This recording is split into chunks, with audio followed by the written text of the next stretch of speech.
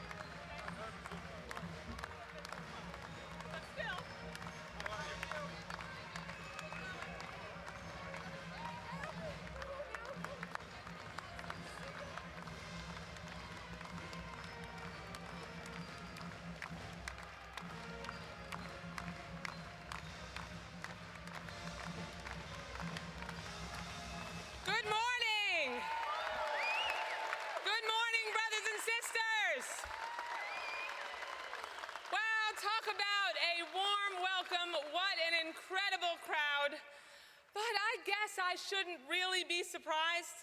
This is, after all, one of the best organized unions in the United States of America.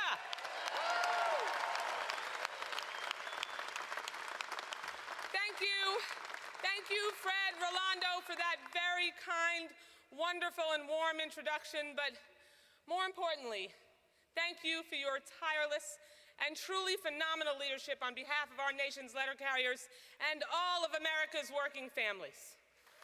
Thank you so much. I am proud to say that Fred is a fellow Floridian, and we meet often to talk about the work that we must do to preserve the strength and viability of the United States Postal Service. How we must continue to fight hard for each and every one of you here today, and for your families.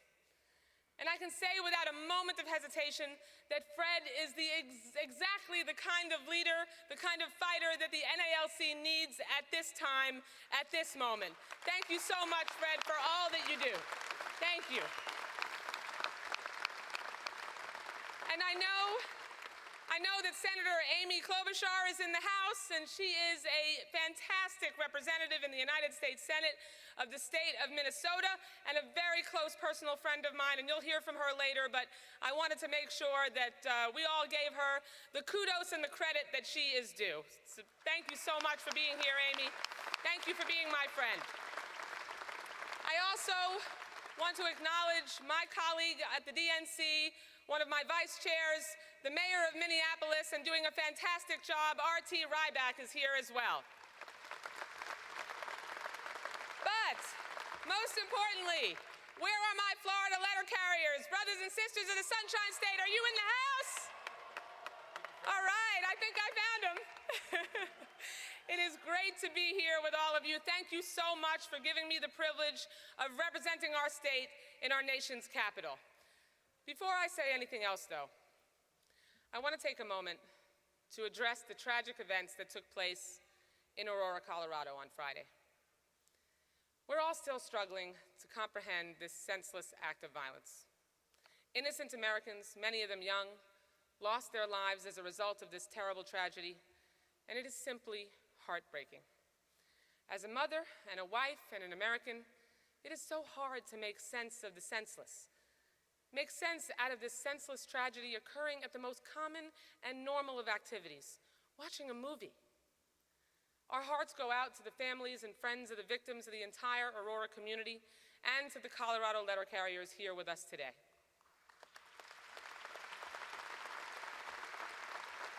Please know that we all stand with you in this time of need, ready to help in any way that we can. Now, brothers and sisters, I consider it such an honor to be standing before you here once again. It is so great to be back in front of the letter carriers. I remember so well when we were together in Las Vegas. And I'm here again in part to thank you. Because on every street of every city and town in this country, America's letter carriers provide a cherished and invaluable public service that our nation simply could not do without. I applaud you. It's not always easy work, Lord knows. I can share with you why it's not easy work, because I have 4 dogs. So right there just explains how challenging being a letter carrier can be, among many, many other things. When the ancient Greek historian Herodotus famously said 2,500 years ago that neither snow nor rain nor heat nor gloom of night stays these couriers from the swift completion of their appointed rounds, I'd say he set a pretty high bar there. But America's letter carriers are proud to serve, and each and every day you never let us down. In fact, thank you. In fact, for many Americans in rural communities across this country, as their trusted letter carrier, you may be the only person who comes to their door in a given day, or even a given week. And for millions of seniors and disabled Americans who live alone, or anyone who should find themselves in harm's way in the neighborhoods that you serve, you aren't merely an employee of the United States Postal Service. My brothers and sisters, for so many Americans, you are their lifeline, their connection to the world.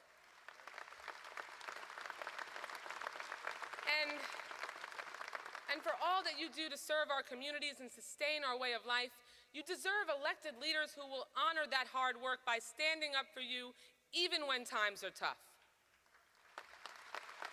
Actually, especially when times are tough. And these are certainly tough times. Everyone here today knows there are serious financial problems facing the United States Postal Service. That's not a secret. But every single one of these problems can be solved if we work together to solve them, not against one another, not pitting one side against the other. There are no sides. We're all in this together. We can address them by coming together and providing real solutions to adapt to the changing needs of the American public. But our problems will not be solved by efforts to dismantle this historic agency. And there are colleagues of mine in Washington who seem hell-bent on doing just that. It's unacceptable. That is simply not an option. Brothers and sisters, you can count on me to be there in your corner. You know where I've been on these issues in the past, and you know where I stand. And I will stand with you every step of the way. Thank you. And I can also assure you that we have a president in the White House who is dedicated to ensuring we have a thriving postal service for generations to come. It's an institution that Americans have relied on for over 200 years. Now, as a member of Congress, I know there are some pretty drastic proposals being debated on Capitol Hill. But let me assure you, while there may be slightly different approaches between the NALC and the administration on how to address the Postal Service's challenges, everything President Obama has done reflects that he understands that tough choices have to be made, and you know, we're all going to need to give a little. Compromise is going to be what needs to happen. That's going to be critical. But his commitment to a thriving U.S. Postal Service is unquestionable. Make no mistake about that. And as the debate rages on over the direction and the future of the U.S. Postal Service, we know there is so much at stake, not just for our nation's letter carriers, but for the future of American workers and their families. In less than 4 months, voters will go to the polls and make a decision that will determine what kind of America our children are going to grow up in. Do we want to become a country where a lucky few are allowed to write their own rules and do really well, while everyone else struggles to barely get by? Do we? No. Or do we want to be a country where everyone has a chance to see their hard work pay off, where everybody gets a fair shot, everybody does their fair share, and everybody plays by the same rules? Right? Brothers and sisters, I can see that we know the answer to that question. We know that we need to rebuild our economy from the middle class out. We need to send President Barack Obama back to the White House for a second term and keep moving our nation forward together for all hard-working Americans. Thank you. Brothers and sisters, President Obama understands that generations of working men and women have organized and mobilized, protested and picketed, and given so much, in some cases their own lives, for the rights and freedoms that we enjoy today. Justice on the job, the right to collective bargaining, fairness for our families, dignity in retirement. That is what our nation's letter carriers, what America's labor movement has been fighting for our entire nation's history. And if I know one thing, it is this. This president will never allow anyone to take those fundamental rights and freedoms away from you. No one. We know how far we've come under President Obama's leadership. Let's go back a few years. We started this presidency with President Obama inheriting the largest set of problems of any president since FDR, and the economy was hemorrhaging 750,000 jobs a month. Now, 3 years later, because of his policies, 4.4 million jobs have been created over 28 consecutive months of private sector job growth. The resurgence of America's manufacturers, who are now hiring for the first time since the 1990s. Instead of cutting jobs or shipping them abroad, American businesses are now bringing jobs back home from overseas. That's a really big deal. There are some who would do the opposite. The president rescued the U.S. American automobile industry and saved more than 1 million jobs up and down the supply chain, when some would have let Detroit go bankrupt. And President Obama has promoted better safety standards, made fair pay protections the law of the land, and enforced important labor laws. He stood up and opposed efforts to reduce the hard-earned wages of American workers because the President knows that a cut in wages is a cut in your quality of life and a cut to your future. That is the kind of progress that America's working families have made under his leadership. Thank you. But my friends, we still have more to do. The President knows that we must continue to grow an economy that's built to last, where we invest in American workers and create jobs right here at home. That's why his jobs plan would create up to 1 million jobs right now by putting teachers, police officers, firefighters, and construction workers back to work while helping small businesses hire and grow. That's why his tax reforms would put an end to tax breaks for corporations that move jobs overseas and would create a new tax credit for making sure that they bring jobs back to America, here at home. Thank you. Together, standing with President Obama, we can and we will remain on the path of progress. Now, I can promise you this. With this president in the White House, you will always have a leader who is proud to stand on the side of America's workers. He's proud to stand up for all of you. As a nation, we've come such a long way together. We've worked so incredibly hard to get here, and there's simply no way we are going back. Are you with me, brothers and sisters? Because, as my good friend and labor champion, Congressman George Miller likes to say, this country was born out of organizing, and it will be saved by organizing. Isn't that right? Together, we're going to keep organizing and fighting for our country. We're going to stand against those who would knock down and dismantle workers' rights. We're going to make sure that we lock arms and move forward together to ensure that the quality of life of our families are a priority of the president who serves in the White House, like Barack Obama, a priority of the United States Congress and their leaders. You can continue to count on the Democratic leaders in the United States House and the United States Senate to fight for the working families of America and to fight for you as America's letter carriers. We need to keep marching toward a nation where everyone has a fair shot and a fair chance to succeed. And we're going to ensure that Inauguration Day 2013 is the day that we begin to finish the change that we've started. That is how we will keep the American promise alive for my kids and your kids and all the generations that come after them. Thank you all so much for your devotion to making America stronger for workers all across this country. President Obama and Democrats have your back, and I know you have his. My brothers and sisters, we won't give up the fight, and I know America's letter carriers never do. On to victory in November. Thank you very much. Thank you.